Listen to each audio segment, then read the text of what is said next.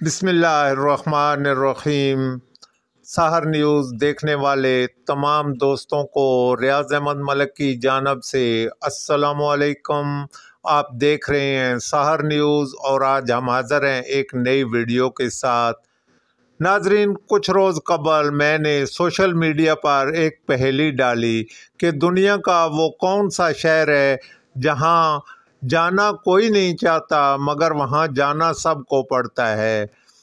آج ہم آپ کو اس شہر کی سیر کرائیں گے اور ساتھ ہی ہمارے نمائندگان کی رپورٹس بھی شامل کریں گے، مگر سب سے پہلے آپ سے گزارش ہے کہ اگر آپ نے اب تک سحر نیوز HD ریاض احمد ملک کو سبسکرائب نہیں کیا یا آپ میرے چینل پر نئے ہیں تو please Sahar news HD Riyaz Ahmad ملک کو سبسکرائب کر کے ساتھ لگے بیل آئیکن کو پریس کر دیں تاکہ ہمارے چینل کی ہر آنے والی ویڈیو کا نوٹیفیکیشن آپ کو مل سکے۔ تو ناظرین، شروع کرتے ہیں آج کے ولاگ کی سٹوری۔ ناظرین، دنیا میں جتنے بھی شہر ہیں ان میں غریب بھی بستے ہیں اور امیروں کے لیے گھر بھی موجود ہوتے ہیں۔ یہی وجہ ہے کہ دنیا میں رہنے والے غریب بھی جھونپڑیوں میں ہی بستے ہیں اور امیروں کے لیے عالی شان گھر ہوتے ہیں۔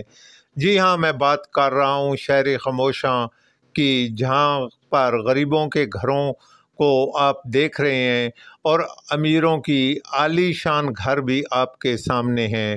بھوچال کلان کے قدیمی قبرستانوں کا یہ حال ہے کہ جہاں بڑے بڑے پہلوان پہنائے خاک ہیں، وہ دنیا میں بڑے دلیر مانے جاتے تھے مگر آج ان کی قبروں کے نام و نشان مٹ چکے ہیں۔ شاید کافی لوگ تو یہ بھی نہ جانتے ہوں گے کہ ان کے آباء و اجداد کی قبریں کون سی ہیں۔ یقیناً کوئی ان کی قبروں تک آتا بھی نہیں ہوگا۔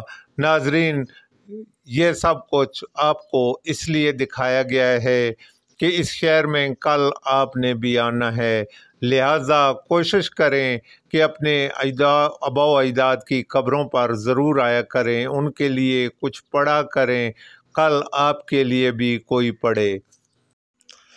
خبر شامل کرتے ہیں کراچی سے۔ ہمارے نمائندہ آغا رضوان کی رپورٹ کے مطابق تھانہ اقبال مارکیٹ کے SHO شہباز یوسف نے چارج سنبھالتے ہی علاقے میں جرائم کے خاتمہ کے اقدامات شروع کر دیے ہیں اور جرائم پیشہ افراد کو بھاگنے پر مجبور کر دیا ہے۔ علاقے کے عوام کے مطابق جب سے شہباز یوسف نے تھانے کا چارج سنبھالا ہے، علاقے میں جرائم کی شرح میں کمی واقع ہوئی ہے۔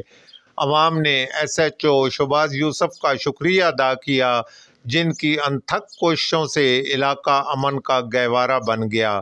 انہوں نے ان افراد کی شدید مذمت کی جنہوں نے شہباز یوسف کو بدنام کرنے کی ہر کوشش کی۔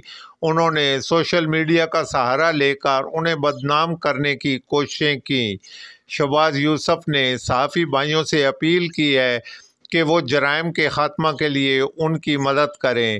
میں علاقے میں جرائم کے خاتمہ کے لیے تمام تر وسائل بروئے کار لاؤں گا۔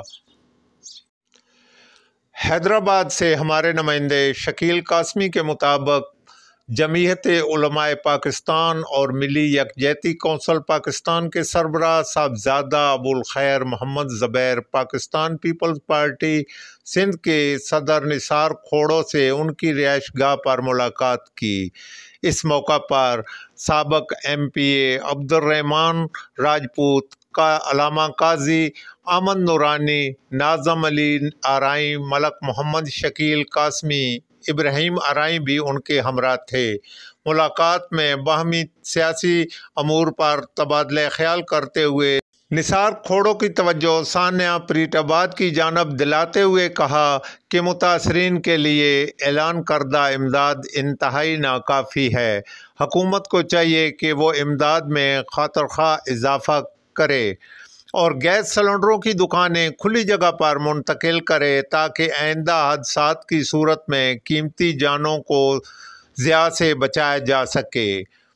ان کا کہنا تھا کہ جمعیت علماء پاکستان نے ہمیشہ فرقہ واریت کے خاتمہ اور مذہبی ہم آہنگی کے فروغ کے لیے کردار ادا کیا ہے۔ ہم آئندہ بھی امن و امان کے قیام کے لیے سندھ حکومت کے ساتھ رہیں گے۔ اس موقع پر نثار کھوڑو نے کہا کہ اس میں کوئی شک نہیں کہ علماء، مشائخ، صوفیاء کرام نے سندھ میں امن کے کردار میں بڑا اہم کردار ادا کیا ہے۔ پاکستان پیپلز پارٹی ان کو ہمیشہ قدر کی نگاہ سے دیکھتی ہے۔ انہوں نے کہا کہ سانحہ پریٹ آباد بلا شبہ انتہائی افسوسناک ہے۔ بڑی جانوں کے ضیاع پر ہر کوئی افسردہ ہے۔ ہماری کوشش ہوگی کہ متاثرین کو زیادہ سے زیادہ ریلیف دیا جائے۔ اس موقع پر صاحبزادہ ابوالخیر محمد زبیر نے سندھ میں پھیلی لاقانونیت، خوف کی فضا پر توجہ دلاتے ہوئے کہا کہ کچے میں ڈاکوؤں کے ہاتھوں اغوا، موبائل چھیننے کی وارداتوں کی مزاحمت پر شہریوں کی ہلاکتیں لمحہ فکریہ ہیں۔ اس حوالے سے سندھ حکومت اقدامات کر کے عوام میں پھیلے خوف و ہراس اور عدم تحفظ کے احساس کو ختم کرے۔ نثار کھوڑو نے انہیں مکمل یقین دلایا